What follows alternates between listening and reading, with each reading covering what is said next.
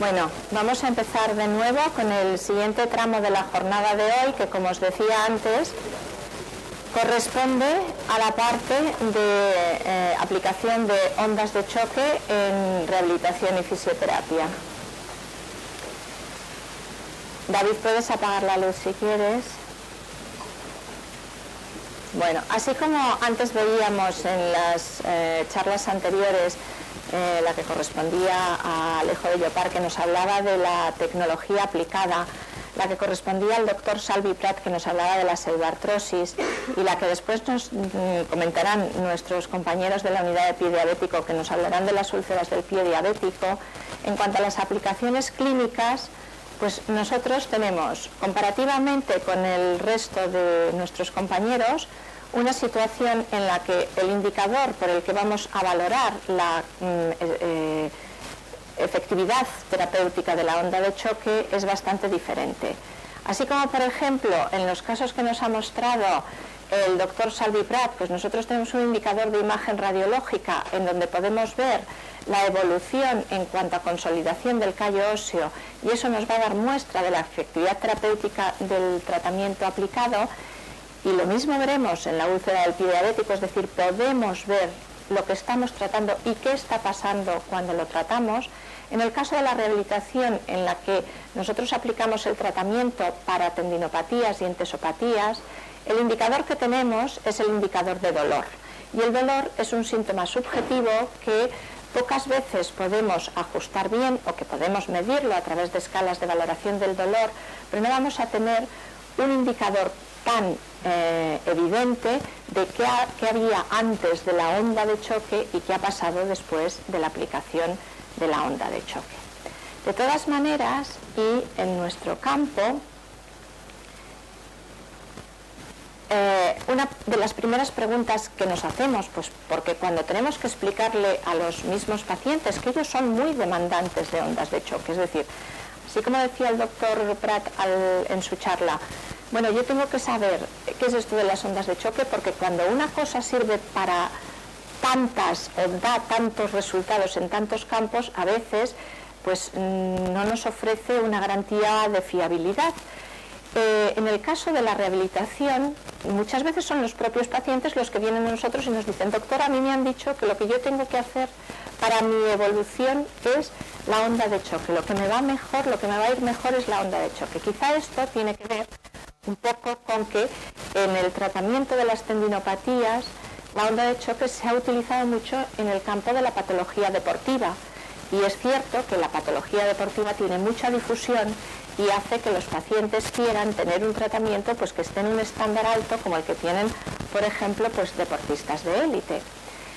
Desde el punto de vista de cómo explicar al paciente y cómo explicarnos a nosotros mismos cuál es el procedimiento que empleamos y qué es una onda de choque, pues hay una pregunta que ya se hizo Mach en su día, en 1880, cuando investigaba qué pasaba con los proyectiles disparados y en el sentido de que ese proyectil da lugar a una onda o a una supersónica, o que tiene una velocidad que va más allá que la velocidad del sonido y que no se ajusta precisamente a la onda que crea el proyectil que se dispara. Y Mach ya en 1880 decía: ver es entender, y por eso con la estrioscopia querían valorar qué era lo que pasaba cuando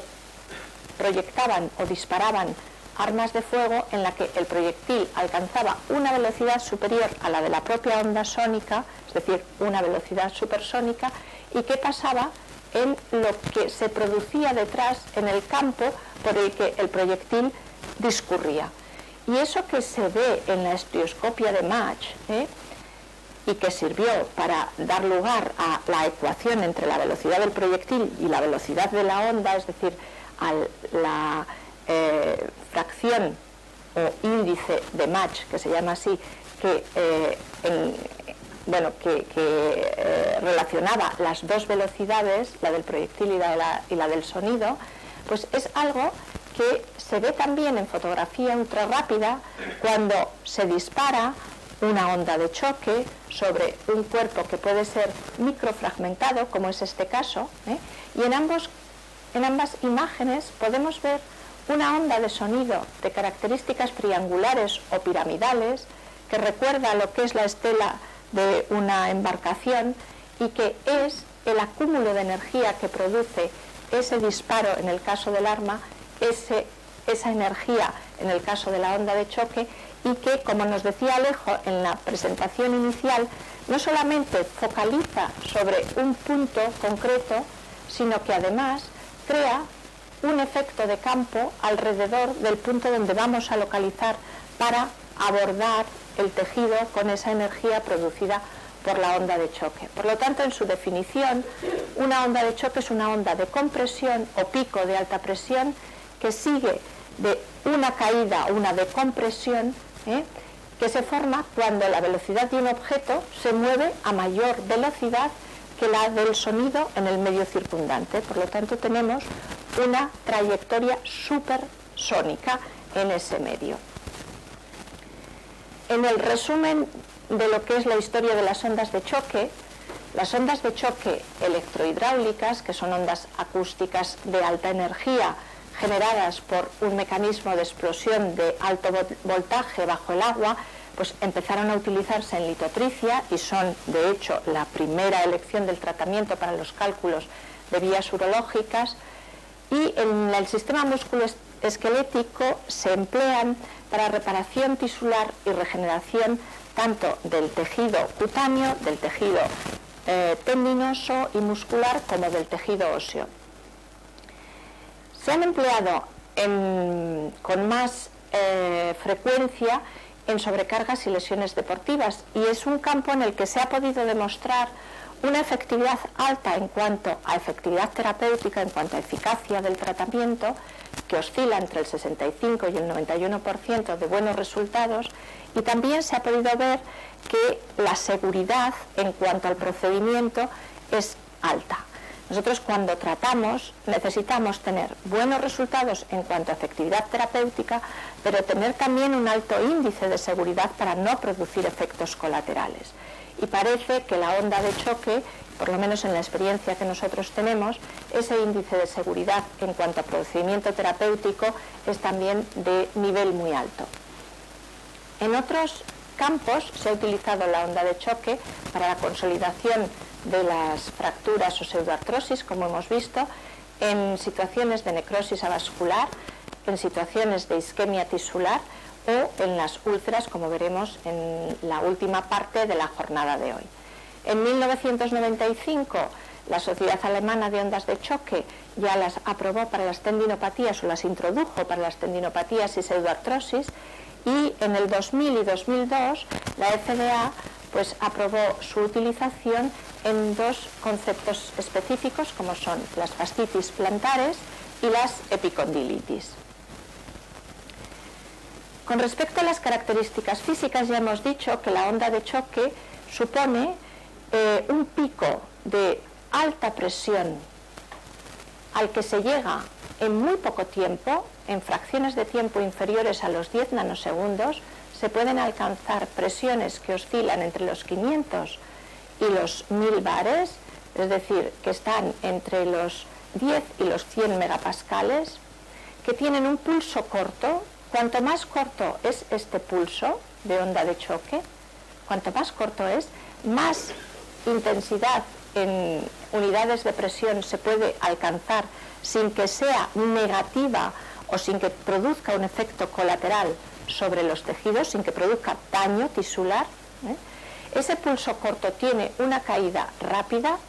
y es una caída negativa, es decir, que produce decompresión. De ahí que las fuerzas que se producen a nivel celular tengan como consecuencia de esa subida alta de presión y su subsiguiente decompresión un efecto en el que se puede establecer un efecto biológico en el que las unidades celulares se mueven en unas fracciones de segundo en lo que se llama microciclo celular, que puede dar lugar a respuestas biológicas, y en ese sentido da lugar a una emisión y propagación de efecto biológico sobre el tejido musculoesquelético que está basado en esa capacidad para suministrar en unidades cortas de tiempo una gran cantidad de energía mecánica. En cuanto a los dispositivos, ya se ha hablado antes de ellos, nosotros utilizamos un dispositivo electrohidráulico cuyo sistema de actuación está esquematizado en la diapositiva en estos 6 puntos que vemos aquí. Hay un electrodo que es el que descarga la chispa, esa chispa produce la onda de choque que se va a reflectar sobre un punto focalizado. Eso, desde el punto de vista de la aplicación, mediante el aplicador, se pone en contacto con el paciente a través de un gel conductor. Esa membrana es una membrana que transmite la onda de choque y la aplica sobre la zona de tratamiento específica. El mecanismo de la terapia con ondas de choque, hemos dicho que se establece a través de una descarga de alta tensión de unos 20 kilovoltios con un electrodo sumergido en un líquido, en agua, en un espacio reducido, que emite el destello de la onda y el sonido, que se transmite y se focaliza a través del aplicador,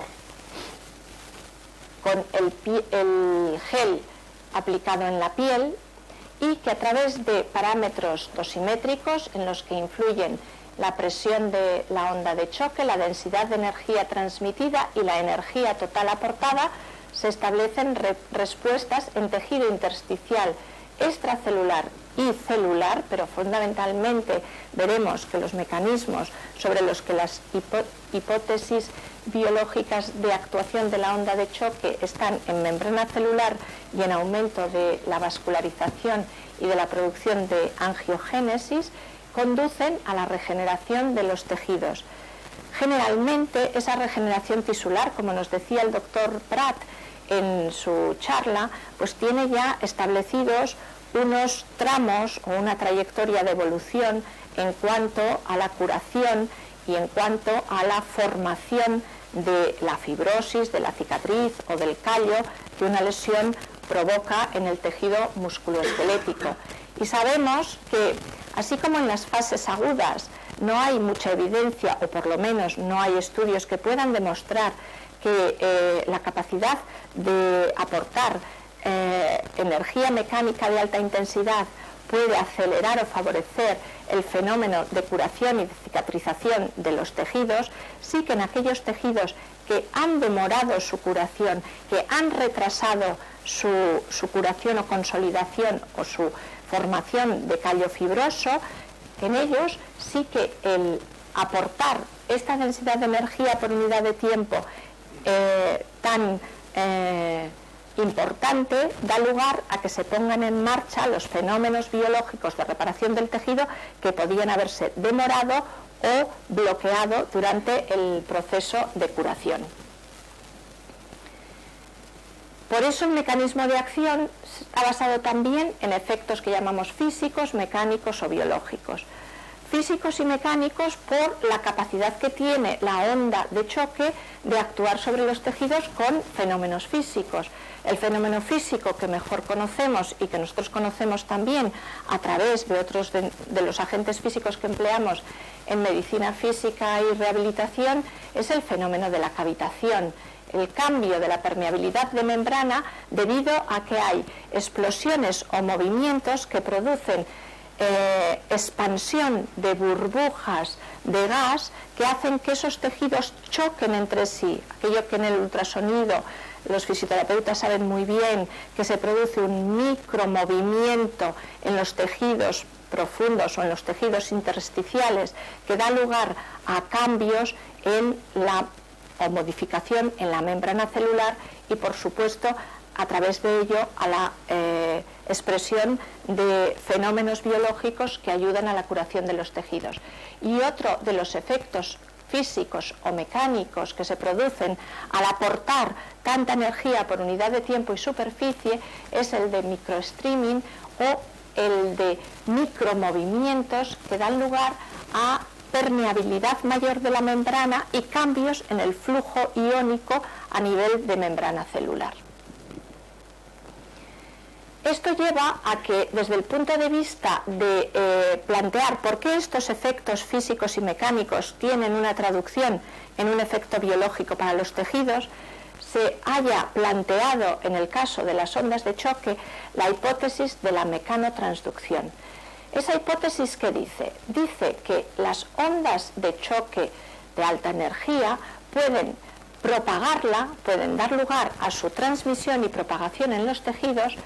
efectuando o dando lugar a fenómenos de compresión y de tensión de las células, que va a dar lugar al estímulo tanto de células normales como de células dañadas para producir factores de regeneración. Y esto se ve en la expresión de esos factores, sobre todo factores a nivel de proliferación osteogénica, condrogénica y angiogénica, cuando se ha establecido una aplicación de ondas de choque sobre un tejido, sobre todo en estudios de investigación en laboratorio. La mecanotransducción es el efecto por el cual ese estímulo mecánico da lugar a desencadenamiento de reacciones bioquímicas a nivel celular. Y esas reacciones bioquímicas a nivel celular pues no dejan de producir un fenómeno de interacción biológica. ¿Y cuál es? Pues en el caso de las ondas de choque, ese fenómeno de interacción biológica está planteado o planificado o expresado a 3 niveles. El primer nivel sería el que correspondería a un nivel de interacción biológica con efecto analgésico. Parece ser que la estimulación de los axones da lugar a que haya una interferencia sobre la transmisión del dolor, tanto a nivel de membrana celular como a nivel de los mecanismos de neuromodulación que se producen cuando a nivel local se establece un agente físico que quiera competir con el dolor que se está produciendo en la zona, que sería un mecanismo denominado de puerta control, que a nivel de haz espinotalámico lateral competiría con el dolor y produciría una disminución de ese dolor a nivel de los receptores centrales talámicos. También se cree, y es otra de las hipótesis, que esta hiperestimulación sobre receptores nerviosos periféricos puede dar lugar a un sistema de cascada inhibitoria por estímulo eferente una vez ha llegado el estímulo a niveles centrales. Y por otro lado, también hay otra hipótesis que radica en que esta fuerza mecánica, si condiciona una competitividad de transmisión del estímulo o de neuromodulación a nivel central, podría también mejorar la secreción de endorfinas y encefalinas, es decir, de mórficos biológicos que pudieran tener una relación sobre el sistema de percepción del dolor por parte del paciente. En un segundo lugar, tendríamos que esa interacción biológica podría producir cambios en la permeabilidad de las membranas celulares y aumento del flujo sanguíneo local. Ese sería un nivel de activación metabólica. Tendríamos el nivel analgésico, el nivel de activación metabólica y, por último, lo que decíamos antes, la creación de burbujas de cavitación o los micromovimientos acelerados podrían producir situaciones de desintegración o rupturas del tejido que estarían más relacionados con los cambios que pueden producirse en la tensión o en la desintegración de los depósitos de calcio en los tendones, es decir, de las calcificaciones. La respuesta biológica, por lo tanto, la tendríamos que fijar en activación de la angiogénesis, y ahí vemos que una serie de expresión de sistemas de activación de factor angiogénico y neovascularización se ve a través de la expresión mayor de óxido nítrico sintetasa, de los factores de crecimiento endotelial vascular y de los PCNA o proliferadores de los antígenos celulares. También veríamos un fenómeno de estímulo de factores osteogénicos como el BNP, la proteína ósea morfogenética, que daría lugar a mejora en la capacidad de sistemas de regeneración a nivel de tejido óseo. Y en cuanto a reparación tendinosa, habría también un estímulo de factores tenogénicos con aumento de la capacidad de expresión de condronectina en las células de características colágenas en los tendones. El mecanismo angiogénico es el que tiene mayor valor o mayor impacto en las publicaciones revisadas de los factores de interacción biológica que están en relación al efecto terapéutico que puede tener una onda de choque sobre un tejido que ha perdido la capacidad de respuesta o reacción biológica espontánea o respuesta y reacción biológica mediada por otros sistemas terapéuticos, y parece ser que la formación de nuevos capilares hace que sean más fáciles y más rápidos los cambios metabólicos en los tejidos afectados, estimulando los procesos de reparación del tejido tendinoso. Por lo tanto, tenemos una respuesta terapéutica basada en la neoproliferación vascular, en la analgesia, por efecto, como se explicaba antes, sobre las terminaciones nerviosas y los cambios que pueden producirse a nivel de las vías fisiológicas de neuromodulación del dolor o de factores de secreción de mórficos endógenos. El efecto antiinflamatorio, que puede estar mediado por la degradación de mediadores de la inflamación a consecuencia de la hiperemia inducida, del aumento del flujo sanguíneo al aplicar la onda de choque sobre la zona afectada, y la fragmentación de los depósitos calcáreos por efecto mecánico de las propias ondas al desintegrar o cambiar la densidad del tejido de las calcificaciones que tengamos en los tejidos tendinosos. Nosotros decimos que la tendinopatía crónica es un síndrome de sobrecarga, y es un síndrome de sobrecarga que se manifiesta con dolor, que en las primeras fases de las tendinopatías suele ser agudo y suele condicionar una disminución o una discapacitación, un impedimento de la función también de características agudas, que tiene capacidad